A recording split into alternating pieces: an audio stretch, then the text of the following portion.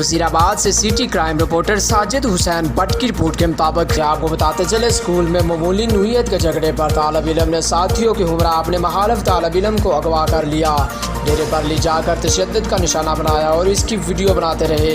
कत्ल करके नाश नहर में फेंकने की धमकियाँ देते रहे। अहले इलाका ने मदाहलत करके तालब इलम की जान बख्शवाई। तफसीलात के मुताबिक दोंकल के हाफिज उमर महर ने बताया कि मैं गवर्नमेंट हाई स्कूल दोंकल में 9वीं क्लास का तालब इलम हूँ।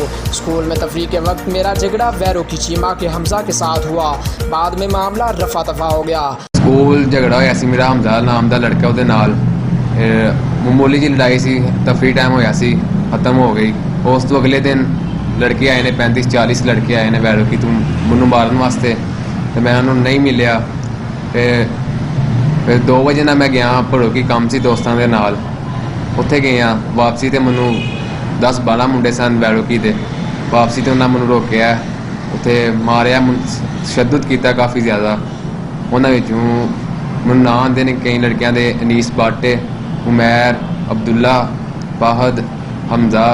फिर उन्हें मैनू अगवा किया, बाइक ते भाया, फिर उत्थे लै आए वैरो की हवेली, उत्थे लिया के मारते रहे ने मैनू। फिर तुहानू फैर मारना है, तुहानू नैट सुट देना है। फिर अगों वैरो की दे आए ने आदमी आए ने, मुअज़्ज़िज़ आदमी हैं, उन्होंने मैं छुड़ाया। फिर पुलिस के दरखास्त खिलाफ नोटिस लिया जाए।